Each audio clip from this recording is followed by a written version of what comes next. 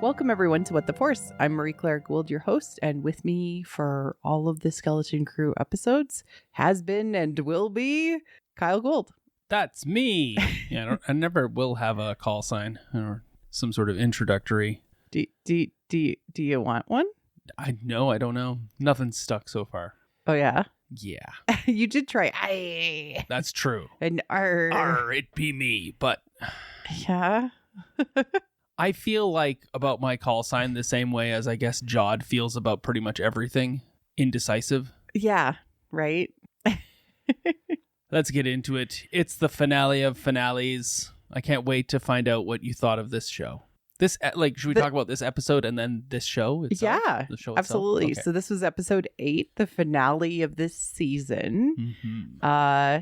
Calling the real good guys. Is that what the name of the episode was called?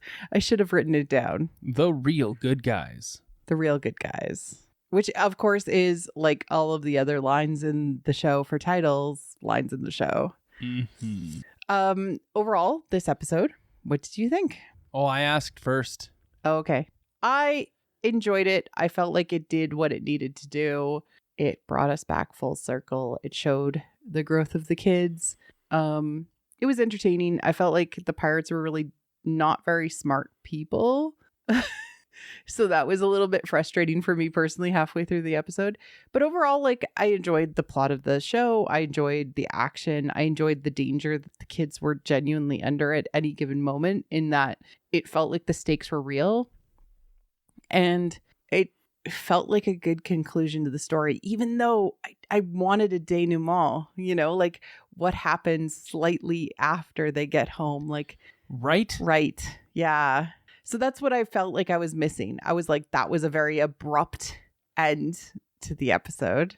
But overall, I'm left with a lot of joy, and overall, our kids enjoyed it, especially like our son watched it all and loved it. And so good job, Star Wars. That's all I can ask for, is to be able to share Star Wars with my kid. Yeah. What did you think? Oh no. When I was little, Yeah. and I'm talking like 7 or 8 at the most, Mm-hmm. the park in our backyard, neighborhood park, like across our backyard, there was an alley, and then there was a little like playground, old style wooden playground, right? So full of splinters and whatnot. But there was a sandbox in this little park. And one summer, my brothers and I had this amazing idea that we were going to dig a tunnel all the way to China. Okay. Yeah. As So kids we do. got our shovels and we began to dig, and we dug, and we had so much fun moving the sand, figuring out where the sand we were digging up was going to go, and making sure the hole was big enough but not too big so that we weren't digging too much extra. And then we got down to that plastic barrier that they put between the ground and the sand that they put in there. We dug through that. We ripped through it. We were excited and energized, and we started digging, and we got to clay, and it got hard. Yep. And we kept digging. And we probably got 3 feet down, which is not a ton down. But in, clay-ridden soil of Calgary, the hard earth that we have here, for like 4 little boys who are 7, 6, 4, and 3, that's pretty monumental. Right? Yeah. Like that's a ton of digging that we have achieved. And while we were digging, it was exciting and fun and interesting, but the further we dug and the harder it got, the less fun it was. Yep. The worst part was having to fill all the sand and the clay and everything we dug out back in, because my parents came along and said, now, I hope you had your fun digging your little hole in the sandbox, but it needs to be left in the same place it was when we first got here. Yeah. And I can't help but think, after having enjoyed digging this hole in the sandbox for the last 7 episodes, that we got this rushed, let's fill the sandbox back up and tap it all down, and we didn't get anything else. There's no other moment of summer in this at all. And I just felt so disappointed at the almost lack of choices that characters seemed to have in this episode that mattered. Right. if you're going to have pirates attack a planet, there should be consequences. If there's going to be an invasion, it should have consequences. But how do you have consequences in a show like this meant for kids? Well, there are consequences. Okay. There is transformation that happens to the planet itself. And that's the most important thing that happens. Sure. But it did not happen. Like, it didn't happen for any of our heroes because they'd already been through that. That moment of getting to see the stars didn't mean as much for the kids. They'd already seen it. But that we were the ones we were watching this episode through the lens of, right? Like, anyway, I felt so disappointed. I was not disappointed. I'm glad. I can't wait to hear more about your lack of disappointment, because it seemed like so much of this was just filling the sandbox back in. And maybe that's part of it, was they felt like they had to bring everybody home. But have you read the part of the Return of the Lord of the Rings when they go to the Hobbiton and they, kick out the bad guys? Mm-hmm. Like, it's fine, but it's not as interesting as the rest of the journey. Or the marriage between Sam and Rose, or all of the other components that come from that. I mean, it's all glossed over. I am sad we didn't get a semi-return to life, like what that looks like. And maybe that's intended because there is rumors that like some of the characters will be in the Mandalorian movie, The Mandalorian and Grogu. What? Yeah. How is any of this even done is my question. Jod is still in the supervisor's tower. I mean, it could be Jod, right? Like that would probably make the most sense as far as like a character that's probably going to leave home again or leave the place, right? Like break out of prison, go and do stuff, At least, Star Wars ends with everyone getting a medal and a big party. It's true. A New Hope, yes. The endless universe, though, Kyle. I agree with that, but I just felt like we got a lot of chase scenes, and we got a lot of darkness in the night with the power off, and we got a lot of like running around and going up and going down and fleeing one way and fleeing the next, and let's watch everybody go up and down to the supervisor's tower. To what end? Like I just felt like they were running in place. Well, because they were on the same planet. So, yeah, that makes sense. I have thoughts. Cool. Let's get into it. Oh, but I will add a caveat. Yeah. It was really fun digging that tunnel to China back in those days. And when I look back on those memories, I remember the digging to China part. I don't dwell on the, okay, it was really sucky having to put all that clay and sand back. And so I think even tomorrow or a week from now or 2 weeks from now, the way at which I look back upon Skeleton Crew will be with the same delight and enjoyment that I got from the first 7 episodes. Yeah, it did feel like you yucked a little bit of all of the fun that we've had along the way. I didn't yuck it. That was, I'm sorry if people are saying like, oh, Kyle, but I mean, this is just how I felt from this episode. I don't know that it was that much different than the rest of the episodes. Let's get into it. Okay. I can show you why. Okay. And I'll show you mine and I love it. Stuff. I'll show you mine and you'll show me yours. I love it. Yes.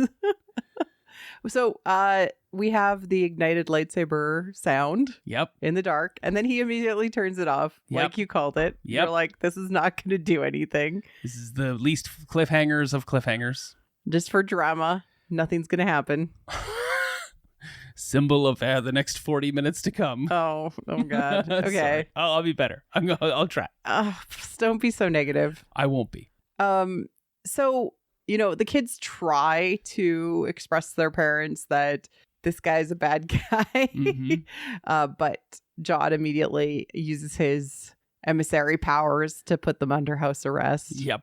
And invites Fern and Farah to visit the supervisor. You're going to the principal's office. Yep. We have this great scene with Wim and Wendell eating dinner, and it's like sort of like a microwave dinner. Lean cuisine. And he's like, homemade food.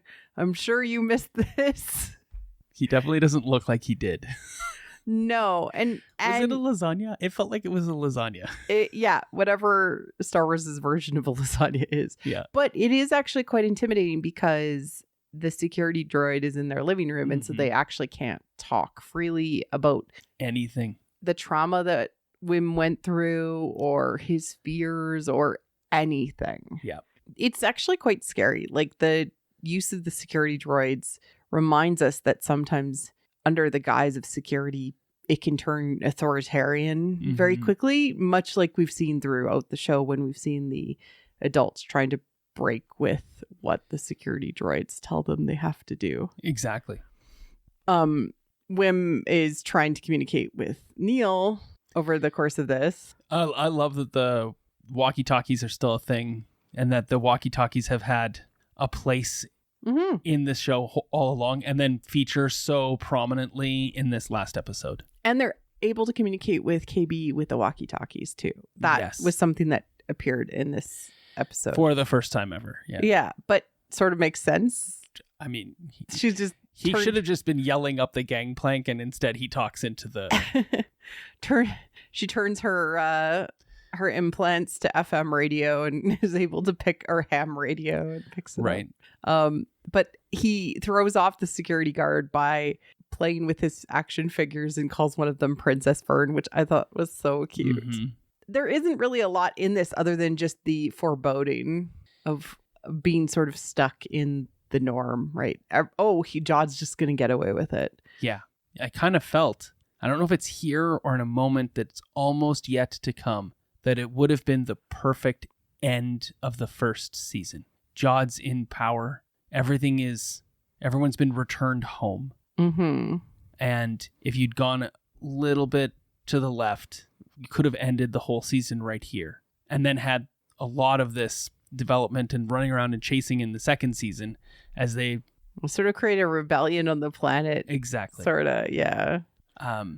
But it's dinner time. Get your shovels and go here. We got to get this all fixed up. So we move on from there. Yeah, but it also sort of plays into the 80s movie motifs of they finish it up in like 10 minutes in 80s movies. Yeah. Right? Everything is resolved. It's like a Gilbert and Sullivan musical. But when it's resolved in these 80s movies, these Amblin Entertainment ones, it's always a shot of the family made whole or added with the new member of the family in it, right? They've got the shaggy dog has joined the family. Harry and the Hendersons has joined the family. But they did that, Kyle. You cannot... There's a shot of that? There is a shot of that. There is. Of all the families together? Not all of the families, but the new family that is the most important family. Okay. And that's at the end. We'll get to there because I didn't see it. Top of the tower. Yep. Fern, Jod, Farah arrive. And Farah is noticeably very nervous. Yes. And much like many people suspected, the supervisor is a giant droid. Yep. A planetary droid. It has a lot of Imperial vibes in the supervisor's tower. Interesting. Like red lights, dark panels. Red light, blue light. Yeah. Yeah, all of that. I literally it was the same sort of shape and size as Vader's reconstitution chamber bedroom. Right. Where he goes to reinvigorate himself. A little different, but yeah, it's very similar. Yeah, like where he...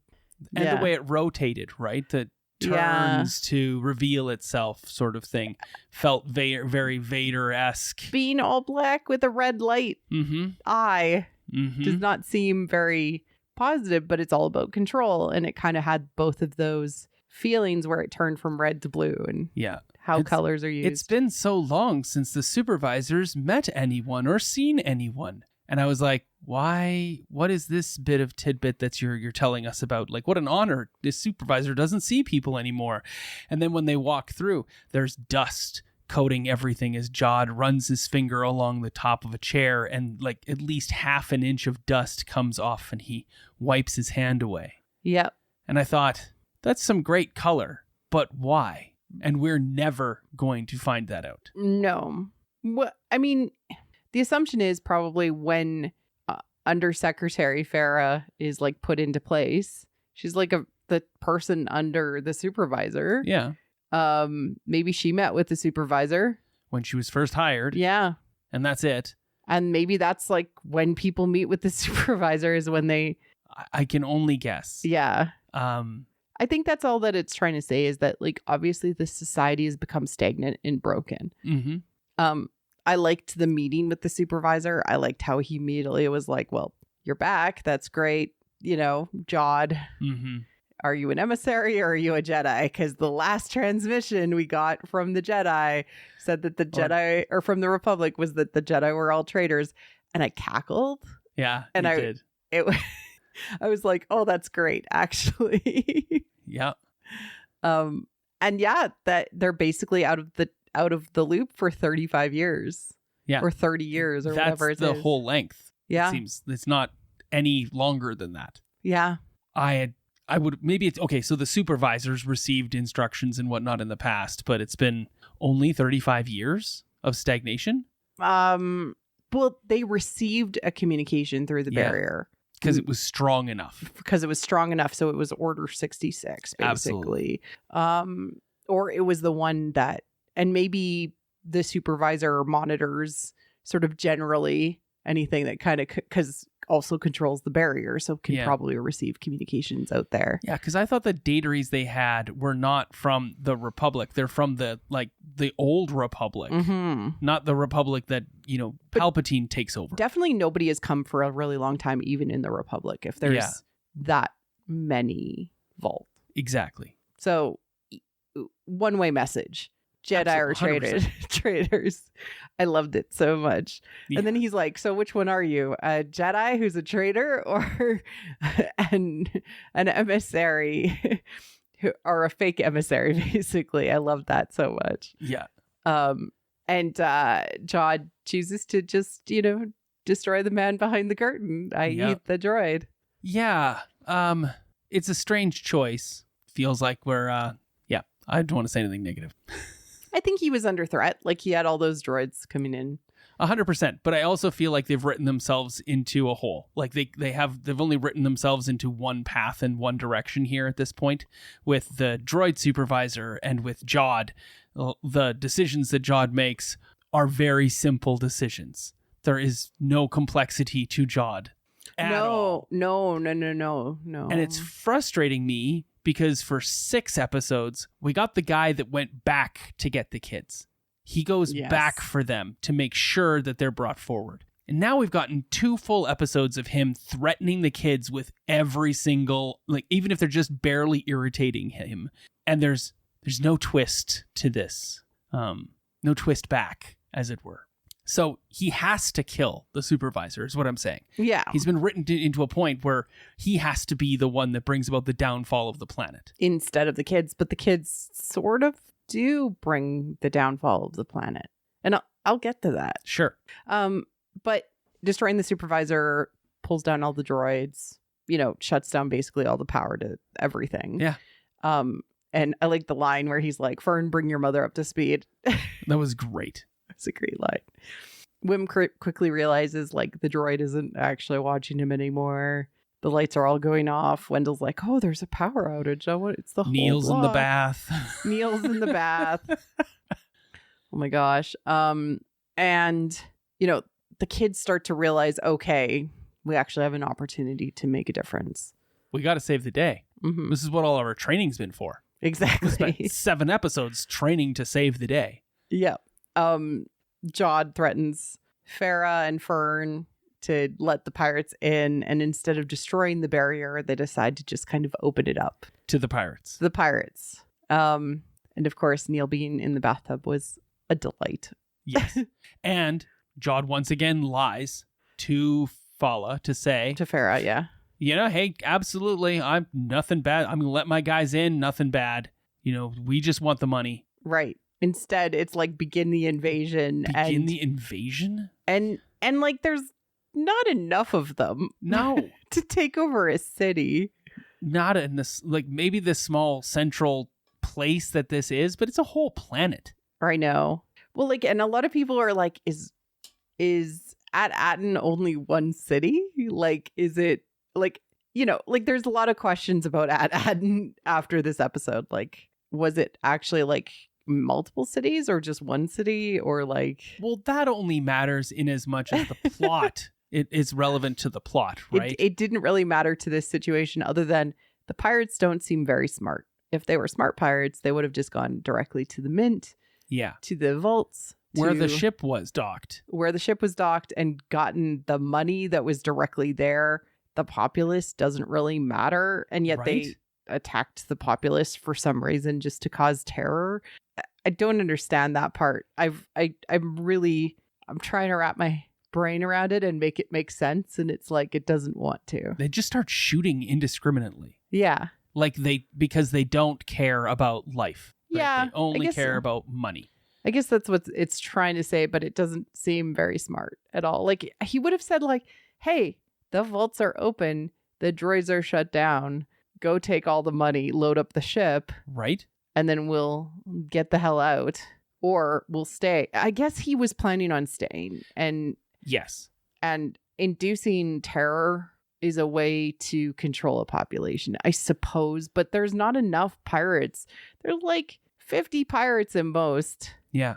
There's like not enough pirates to do what? Yeah. I just, why hasn't the supervisor seen anyone in such a long time? Were they like constantly debating as to whether or not this was going to be a giant droid controlling everything or not? Like, was that the problem at the end of the day? They wanted to give this illusion that it might be something other than... The problem is that the show has constantly revealed that whatever you think it's going to be, it is the simplest thing of that. Yes. It is never more. And so, Begin the Invasion is literally an invasion. Yeah. Let's go and attack the very place that's going to finance all of our ocean kelp farm dreams. Let's break the systems which actually produce the money that would fund our forever. They're just not very smart. No. That's what we can say. Yep. The kids realize that the hover bikes still work. Yep. And that KB suggests contacting Kim would be a way for them to get help from other people because they don't have weapons. They don't have a way to take care of the pirates. Exactly.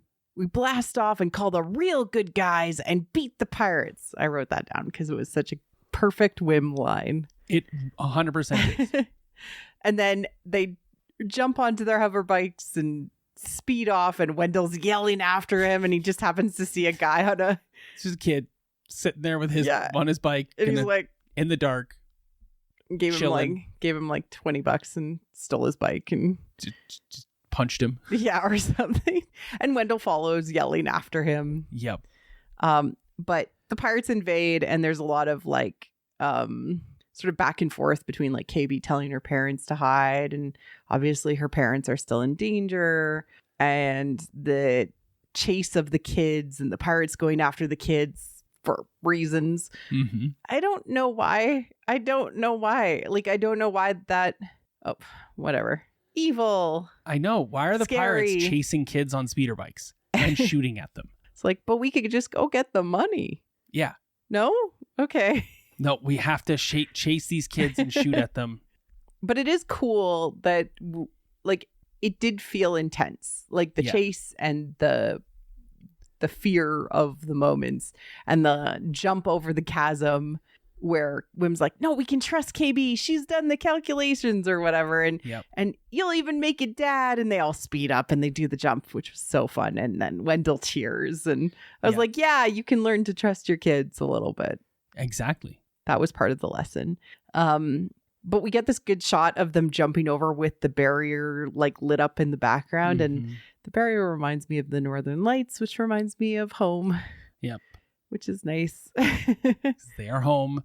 And yeah, it's a nice like little E.T. reference, leaping. They're riding their bikes across the sky, but they got a dad with them this time. Yeah. So they've included Pops on the entire trip. Because Pops is also on the couch with the kids that are watching on the couch. Right. And he has to be a bit of the hero. Has to realize his son looks up to him, and so he has to save the day. Exactly. They're still being chased by pirates, so they cut into the school. Yep. And Neil, for some reason, gets knocked off his bike. Knocked off his bike and says, "No, carry on without me." And you're like, they're splitting the party into 3. Yep. Which was a very funny line at the time. But I was like, no, Kyle. Neil gets to use the gun. Yeah. Which was, nice. And I cheered. Yeah, it just frustrates me because it belies his message earlier, which is we don't have to fight. We can solve our differences without fighting. Yeah, but you also have to defend your home, right? Sure. I totally agree with that. Just the kid's got a message. I know. And then, then, he has a truth that is within him that he has discovered along the way that is very true for him. Mm-hmm. That there is probably another way other than fighting. And there's a laser cannon on the roof. There is a laser cannon on the roof. Those two things are at war with himself. Yeah. There's a way other than fighting, but there's a laser cannon on the roof. Would you want to use the laser cannon on the roof? I was just over by the laser cannon on the roof. I just used the laser cannon. Those pirates were doing their own thing. So. So they head towards the ship. The rest of them, Neil is stuck in the school, and they realize that they can't take off because the clamps of the ship or the docking procedures are still in place for the ship. Exactly. That ship is locked down until it's properly freed for departure. Yep. Which they spent a great deal of time showing us in episode 7. They did. They legitimately showed that ship get locked down. Yes. And for some reason it rose back up, which I think it was to go to the tower, maybe. I'm not sure. But it was on the surface, which was convenient for them. But Wendell is very sure, as a level 7 system coordinator, that he could turn back on the power and release the ship. Do you think that the ship is back on the surface? Because when we see it later on, it is fully loaded with all of its credits. So did we miss a moment there where when he dismisses them back to their homes, that the droids finished all of that and loaded the ship back up, and that's when they were headed? They just walked over to the tower? Maybe. Because there is a gap of time that we don't get, which is interesting because it does feel... Because the ship lands during the day. Yeah. And it is nighttime by the time. Yeah, I think so. But it does feel like this whole thing is happening all at the same time. Yeah, but there was definitely a gap of time. Yeah. And was that gap, I guess, previous to, or was it a moment when they're making dinner? Yeah. Heading back to their houses and making dinner. I'm not sure. Farah and Fern sit down and try and talk about like what can be done. Yeah. Sort of planning and how to get rescued and to have mom trust her. And to have mom trust her, and that, like, there's a lot of fear in Farah. Like, the barrier's supposed to protect you. Yep. But, Fern's like, everywhere we went, it was scary, but there were good people everywhere. Yep. Which was really nice to kind of see that was kind of what Fern learned from the universe. But she comes up with a plan to potentially grab the gun from one of the droids.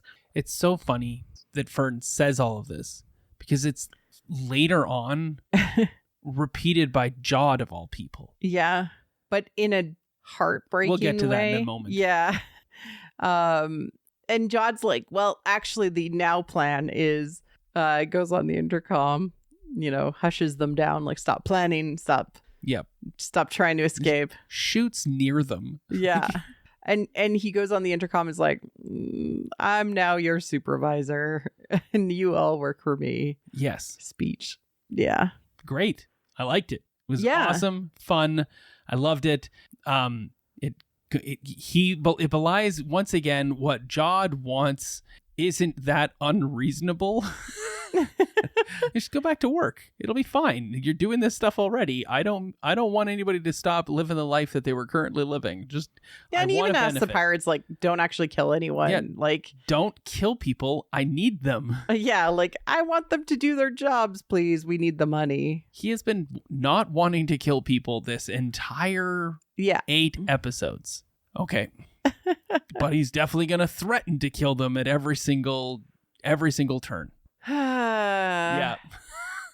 All right, so Wendell and Wim take the speeder towards the tower, and they're chased, and there's a lot of that stuff that's happening. Yep.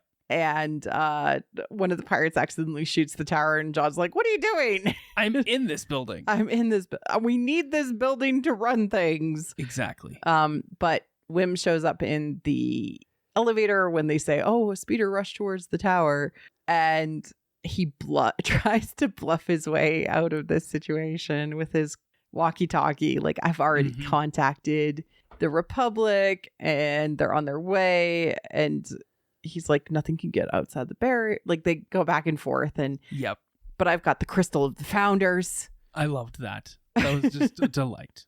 Like, he rolled like not quite a success on, if this was a D&D game, it's like not quite he's a not success. trying to roll for persuasion, right? He's rolling for distraction. Yeah. And he succeeds with a great deal of skill and success. Also, it tells a lot that Jod thinks that Wim would have just arrived on his own and tried to save the day and confronted the whole thing by himself. It's totally believable from Jod that Wim would do that. I was a little distracted for a moment, because if we roll back to when Jod kills the supervisor, the way he takes out the supervisor is very much Han Solo shooting the comms in the prison cells. Yeah. It's like, we heard a bunch of commotion back down there. There was laser fire, and he blasts it, and he's his boring conversation anyway. It was very similar to that. Like, I'm done with this. Yeah. Ends it. But he can't do that with the kids. No, he can't. And eventually the bluff goes to, well, a Jedi army is on its way, and then Fern joins in and tries to distract more. Like, they're both working together with this kind of like tale that they're telling, which works. Yeah. And distracts him enough that Wendell sneaks in and fixes the clamps and is able to release the ship. Yes. The ship had pre-eclampsia, but Wendell's able to stop it.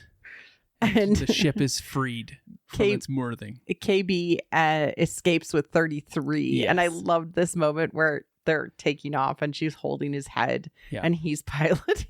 And it's really well put together. Yeah. Right?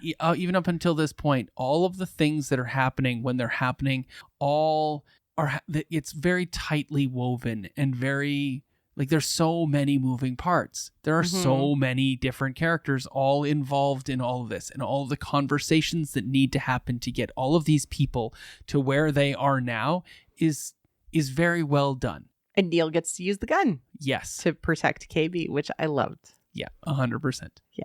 KB and 33 fly up through the barrier and pierce the veil of the heavens to once again be launched from at Atten to send their message. And contact Kim. Exactly. I loved it. She called her the bird lady before. Yes. Which is good. So they barely get the message out. Kim says she's going to contact them. She's like, but you got to figure out a way to get through the barrier of Atten. And a pirate shuttle has followed them. I don't know if it followed them or if it was like a retainer that had been left behind up top. Maybe. That's what I kind of felt, because Jod tried to warn them. Like, if you're trying to leave, that's not a good idea. Right. Like, we'll always keep people in orbit and you will be shot at. Yeah. Like, this is going to become our secret. But it's not super cogent as to why Jod warns or what Jod's actually saying, because I think they still want to keep that as a surprise. So it's more surprise pirates. Surprise pirates.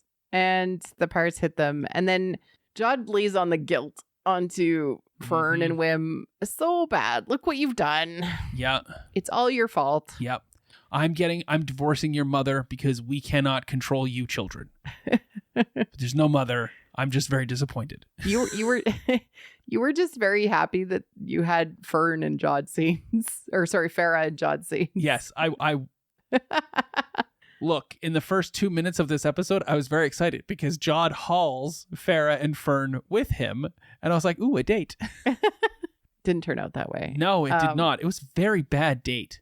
Yes, he was very bad at this. And the restaurant at the top of the tower didn't even revolve. So, like, only the machine Tower. Inside of it did. No.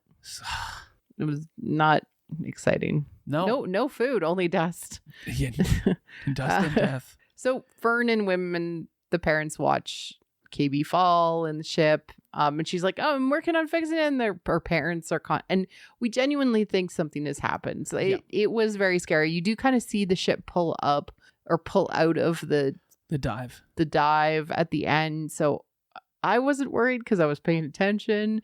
But Fern yells, no! It's great. No. It was a great no. And Wim's bordering on tears. Right.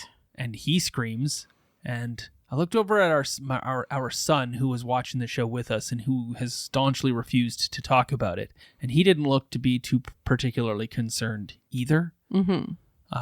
Mostly because we just saved KB from death. Yeah. Moments like the previous episode. So KB's already been saved. It would have been more appropriate if they had threatened us with Neil's death. Right? We would have been scared. Or Fern or Wim. Any of them had been the one in the ship, that would have been a danger. But it makes sense that it's KB. Yeah. So this sends Jod onto a rant of didn't need to be like this. Doesn't matter who you call. They can't get through the barrier. And the thing about the barrier is the barrier represents the thing that needs to change about at Atten so that the society can change and they can get out of the stagnation that they are in, which is holding them back, which is the thing that is wrong with the homeland.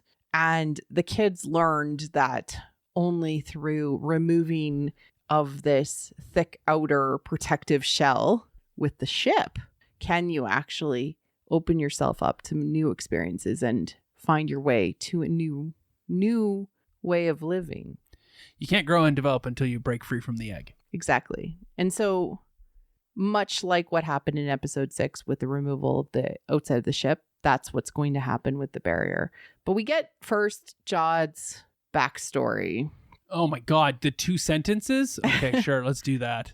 All I cared about was not starving. A Jedi found me, told me. Oh, she also didn't care. She only cared about not starving because she was just as ragged and torn as me. She told me I had potential. She taught me some stuff.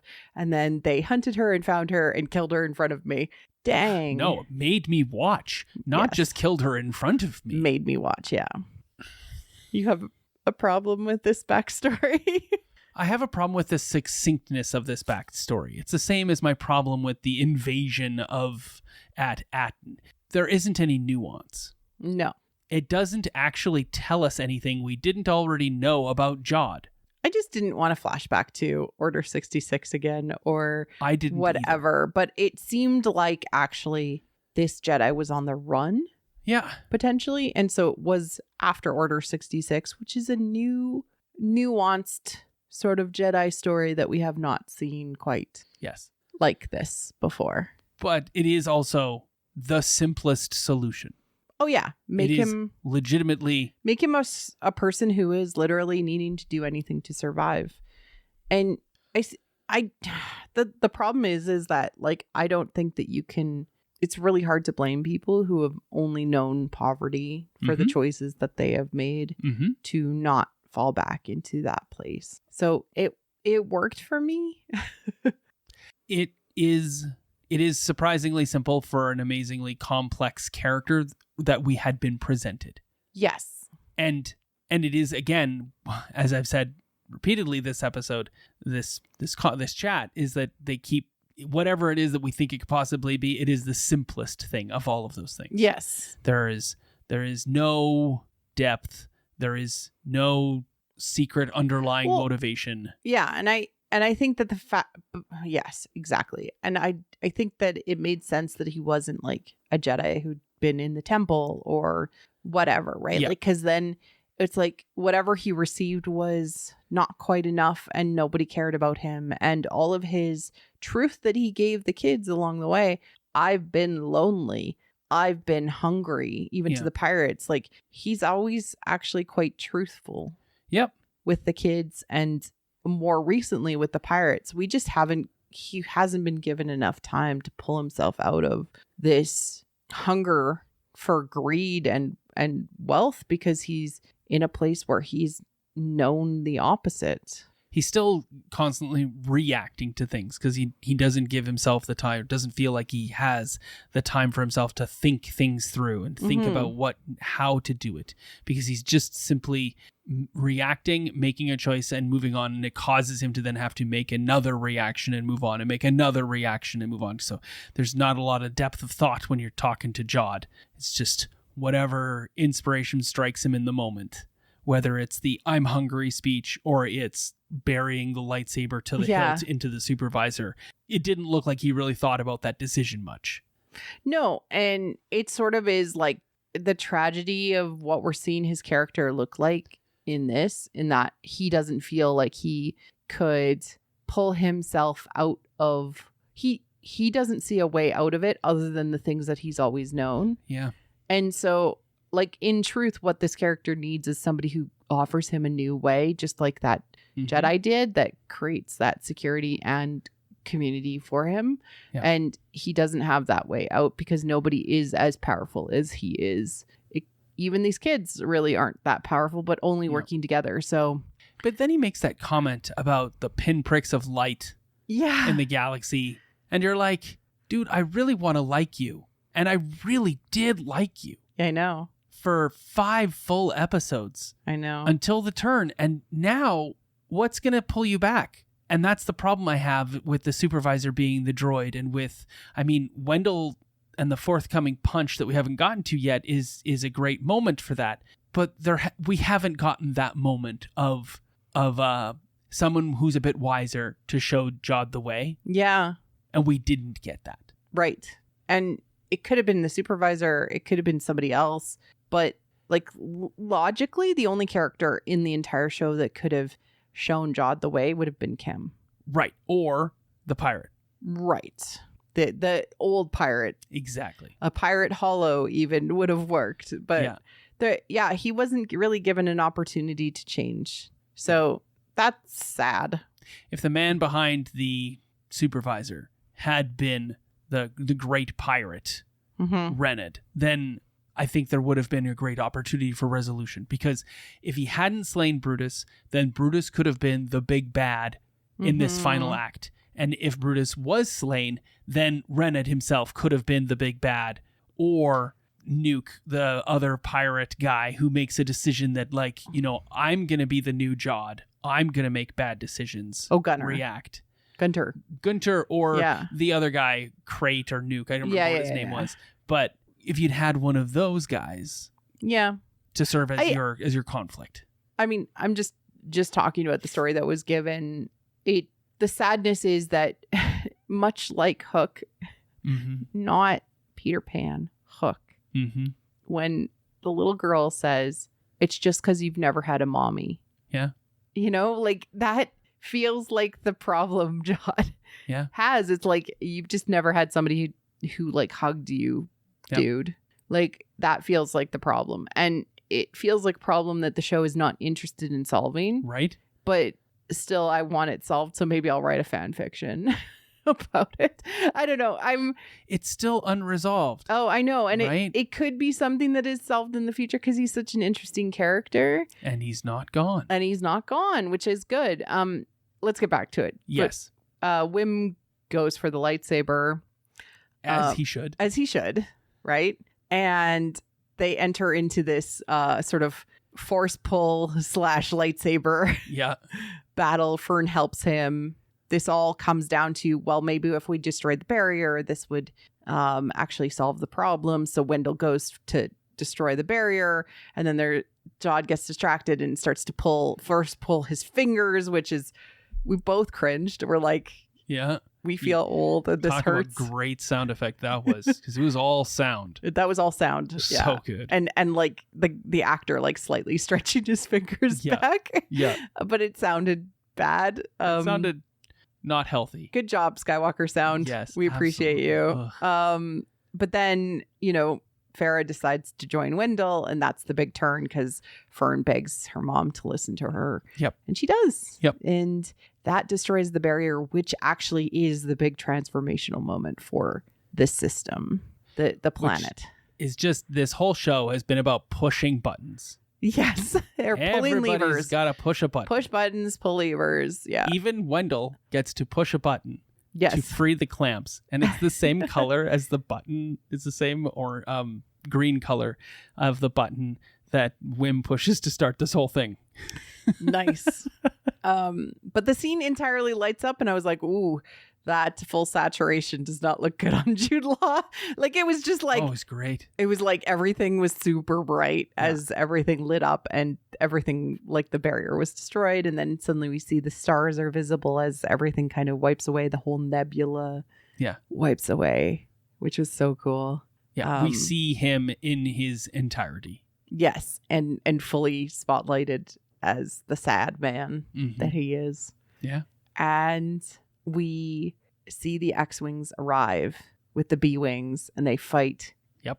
They fight the pirates, which is great. And the kids rush off because basically Jod's like, well, I guess I'm just defeated now. And he doesn't fight anymore. He's like, There's no fight. There's done. He throws his blaster aside because Wim has activated the lightsaber. Yeah. And he's like, I've won. I have the lightsaber. Yeah. So he throws his... Because he doesn't want to kill the kids. Like, that is something, like, to Jod's credit. Like, he never actually ever hurts the kids. Ever. Yeah, the only person he hurts is Brutus. Yeah, and he was a guy who was going to kill him anyways. Yes. I mean, if he could have, he tried. He was in a claw, But yes, okay. He had no gun. They head towards KB's crash. Yeah. And she falls out in a pile of gold. I love that. Okay, so you had to paint the picture that they painted for us. Yeah. They run down a yellow brick road of gold dateries. Yes. Just like, Wizard of Oz. There's a lot of Wizard of Oz in this episode because of the man behind the curtain. Right? Yeah. They run down this yellow brick road full of the dateries to achieve and run up to a pile of dateries in front of the ship as all the gold has spilled out of the hold, right? And here is the great treasure that Jod has sought the entire time.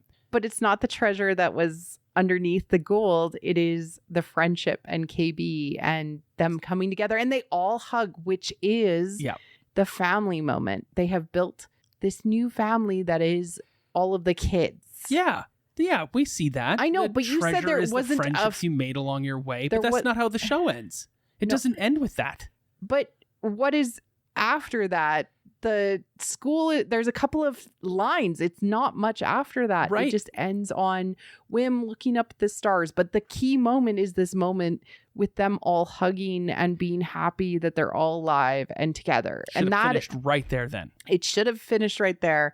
But they have a couple of other jokes where they have one joke, which is, well, looks like you don't have to finish your assessment because the school is destroyed. Exactly. And then we get one shot of Wim looking up at the stars and seeing the Corellian freighter arrive. X-Wings and the Corellian freighter, the Corellian Corvette arrive, which is, of course, Leia's ship from A New Hope. Yeah. It appears overhead. Oh, one of my better landings is 33 line. Right. 33, which is great. Which is this illusion that the Republic has arrived and is going to fix everything. Yes. The New Republic, and that they'll be there, but that the story is there's more to come because not all of we weren't able in our 40 minutes, we weren't able to wrap up all of these threads in a nice tiny little bow because Jod's still out there. The supervisor's gone and all the droids have been deactivated, so can the operation on Atten even continue? Now there's tons of credits that are available to the Republic, and my joke about inflation being the cause of the First Order and the sequel trilogy was probably right. But if the New Republic has access to all of these old Republic dateries, if the New Republic is the one that can print new money whenever they so choose, how does this really... they have control over these vaults now, so they don't necessarily need to inject that currency into the galaxy. But they choose to, and it caused inflation, which caused the First Order. This is my call. This is we didn't really know why the First Order happened, anyways, other than imperial remnants or whatever. But no, it was inflation. So okay, but I do want to say the kids have learned that they can be trusted by adults. They can be capable people, and so are not only the masters of their own worlds, but also can fight against the thing that is in the other world as well.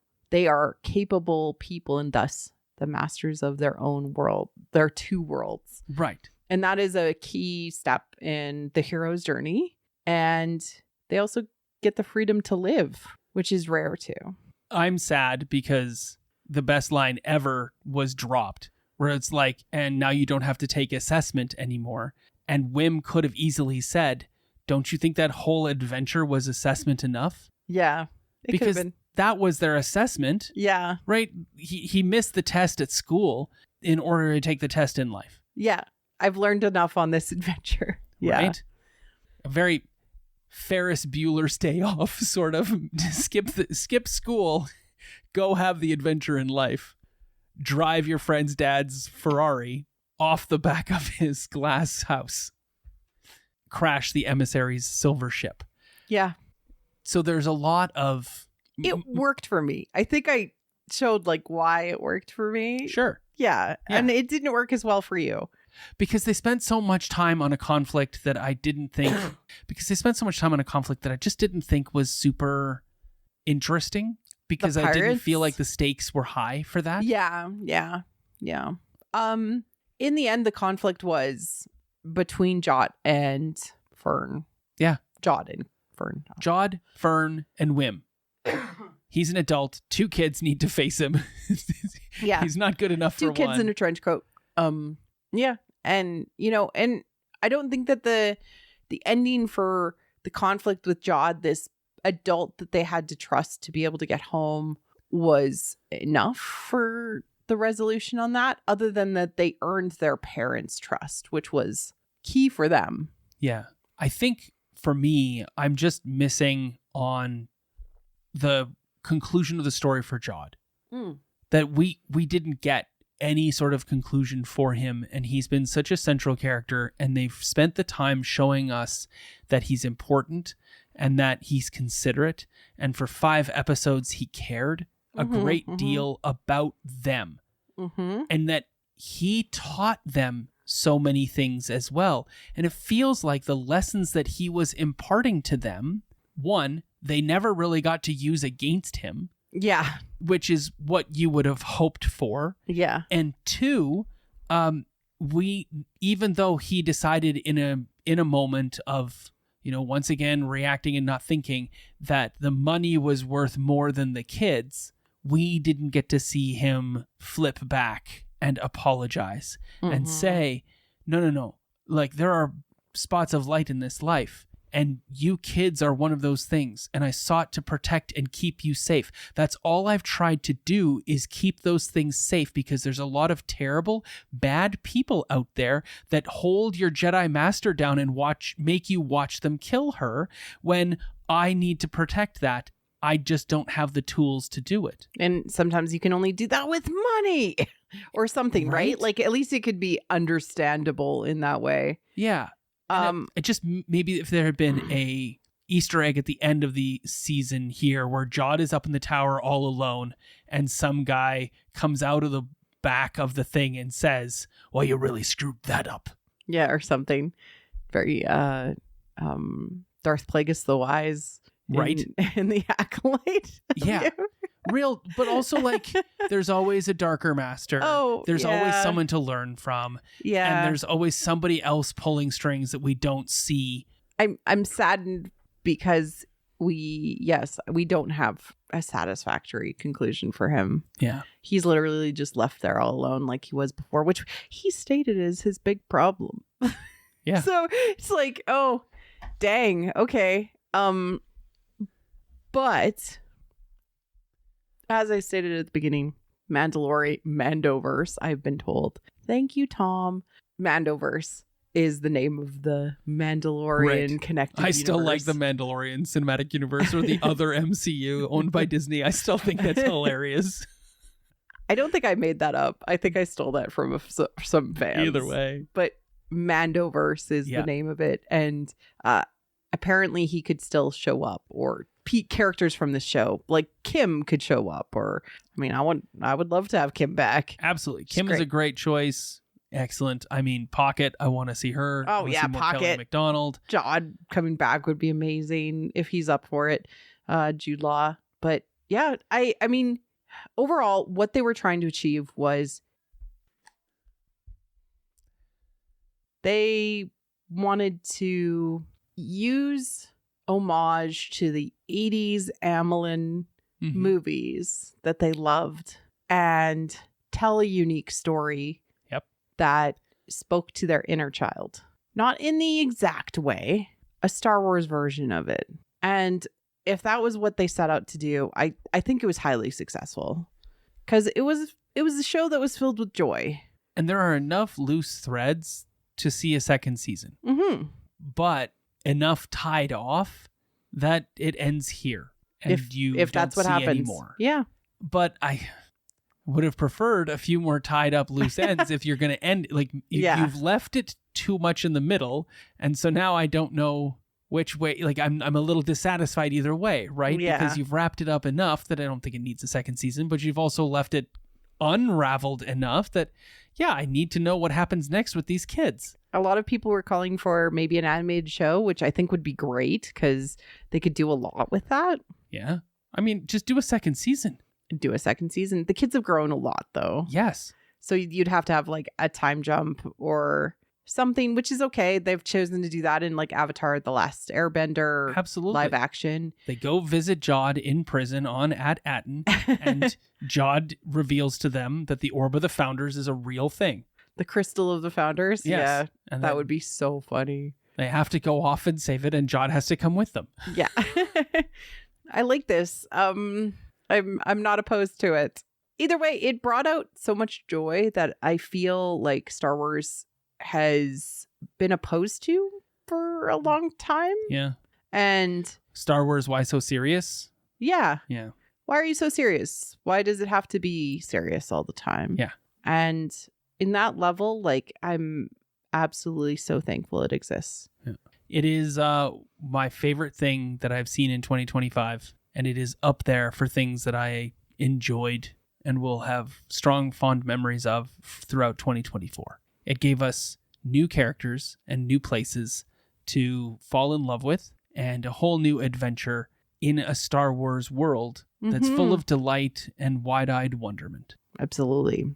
And if there was more around at Atten or around what the plan was with these things far in the past, and maybe that would be really cool, is to, if it's not High Republic, it's really Old Republic. That makes me want more of that. There is maybe 10 to 12 to 20 solid references to not the High Republic, but the Old Republic in modern storytelling, including like Darth Maul being trapped in a Mandalorian anti-force cage that was invented so that the Mandalorians could fight the Jedi. It's very Knights of the Old Republic storyline. I want that era. I want it so bad. I want them to tell stories in that era. It's something I've loved since the Knights of the Old Republic video games. Right. And the Jedi Mandalorian Wars is something I've wanted. It would be cool if that was the reason that, you know, why were the Jewels of the Republic created? Like, there's so many questions I have. Also, what happened when those other ones fell? Yeah. What were they protecting and why were they hidden? It wasn't just mints. Oh, maybe it wasn't just mints. Maybe it was other things that they create, like they did. Yeah. Yeah. Technological devastations and things like that they were not interested in getting out into the world at large. And the mint was just the one that remained. Yeah. Yeah. That's cool. But inflation caused the sequel trilogy. So think about that next time you're worried about what inflation is doing to your pocketbooks. It's actually also going to cause a rise in fascism. Well, I mean, inflation just causes inequity. Yes. Hand and foot. So. And allows for a disparation or a disproportionate change in the difference between wealth levels. Yep. And creates a breeding ground for fascism. Yep. And on that note. Yeah, let's all go to Atten and take our public transit to our highly technical, money-oriented economic jobs. Basically making cryptocurrency. Yeah. Anyways, this has been so much fun covering this with you. I'm sorry that the finale wasn't up to your standards. It's fine. It's a finale. At some point, you have to put all the sand back in the sandbox. I feel like you've struggled with like all of the Marvel shows we've covered together. And like even, did you struggle with the Bad Batches finale? Yeah, even the Bad Batches finale was a bit of a struggle just because you don't they like didn't finales. bring tech back. You don't like finales. I'm calling it. I like endings that have pretty bows on them. And none of the shows that we've watched have had pretty bows on them because they're caught in this, do we have another season? Do we not have another season? Do we get to continue this ride or not? With Bad Batch, I had presumed that we were going to get a genuine conclusion because it was going to be the third. They knew. They knew. Yeah. This is all we want to do is this, and it ends here.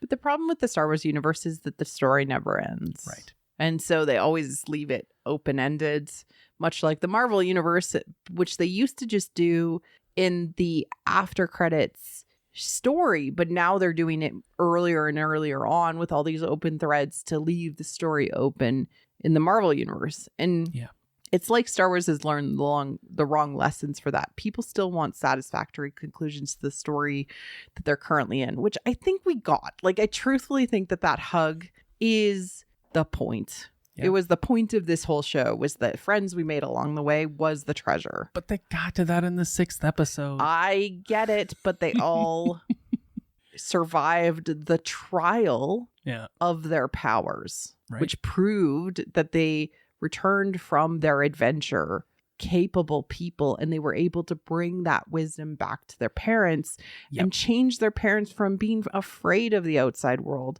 to accepting the change that would happen. Yeah. So it worked for me. So it's also an analogy against helicopter parenting. Yes. Also that. Yes. You have to trust them. You have to trust them. To get out on the road. And get into a car accident. And slide off the road. It's too real for us. Yeah. And do many thousands of dollars worth of damage to a vehicle. Yeah. Too much truth. Which is nice. It's nice that there's truth and there's relevancy, and we can look at these shows that we watch, and it's not just written as frivolous entertainment. It has a message. It's trying to tell us something about our own lives and how we too can stop making instant reaction decisions like plunging our lightsabers into the eye of the supervisor, because it's not going to serve anything at the end of the day. We need to let our kids grow up, and standardized tests are not the way to teach your kids. Yep. So it was great, and I will definitely enjoy a rewatch of this show. Same. And I think that with that in mind, I might find more enjoyment and revel in the slapdash chasing and the really beautiful ballet that they have done to arrange all of the kids to be where they need to be to achieve the plot, and its proper resolution, because that happens. And it was really a spectacle to see. They worked really hard to make that. It's a beautiful ballet. That's a nice way to put it. But was it a necessary part of the ballet, or did you already do all of the plot? I don't know. So, any further thoughts? I want more Jod. Yep. That's it. It's my further thought. Pocket Jod. Yeah. Them trying to stab each other is very cute. And I love that she kissed him. Yep. I want to see Fern and KB and Wim and Neil at the school dance at the end of the year. Oh my God. And the celebratory hijinks that happen. What does the Republic do now that they've discovered Ad Atanan? It's a functioning society of people that have not gone to war. How do those people there suddenly realize that there is a much bigger world than the one that they have? And they were segregated during like the Empire. Like, it's so much to consume. Yeah, I want more story. And however that comes to us, I'm going to be happy about, because I love these characters and I've really loved this entry into the Star Wars universe. Agreed. And Star Wars comes with a certain set of guidelines and principles and stylistic shots. Gotta have some star wipes. But that doesn't mean you can't tell different stories in the Star Wars universe. And Skeleton Crew shows us that you can do something different. And the Acolyte showed us you can do something different. Andor showed us you can do something different. And it is still Star Wars. because quintessentially it's following those set guidelines and precepts about what it means to be Star Wars. And I hope that this is a bright, shining crystal of the founder of more things to come. Truly. Kyle, thank you for joining me for all these episodes. Oh, thanks for having me. Where can people find you if they're looking for you online? You can find me on Blue Sky at Tavern Tales. Nowhere else, because everywhere else is a giant steaming dog pile of garbage. Excellent point. You can also find me on Blue Sky. Yeah. Don't go to Twitter or anything Meta anymore, because obviously those two platforms are run by people who don't care about people. Yes. I also have quite an active Discord. Links are going to be in the liner notes if you'd like to join that. Yes, and you can ping me there, and I may respond. It's true. You may. It may. May. All right. Take care, everyone. And thank you for joining us. Thank you for so many of your wonderful comments and conversation around these episodes. We've really, really enjoyed having you as our listener throughout this entire show. So take care, everyone. Cheers. Thank you for listening to What the Force. I'm Marie-Claire Gould, your host. Our music is orchestral music by Christy Carew for What the Force. You can support the show directly on Patreon at patreon.com/whattheforce. We'd like to thank all our patrons, especially those who love and are obsessed with What the Force: Adrian, Sarah Joy, Scott, John, Sophie H., In Wild Space, Minky Moo, Derek C., How Rude, Neil, Christian, Luca, Carly Ann, and Scott C. Support the show by wearing the Force with our merch. Like and subscribe on YouTube, or leave a 5-star review on iTunes or other pod apps. It helps people find the show. You can connect with us on Blue Sky at WT Force, What the Force Podcast on Facebook, or on our website, whattheforce.ca, or Discord. Links are in the liner notes. Feel free to reach out and start a conversation. Cheers.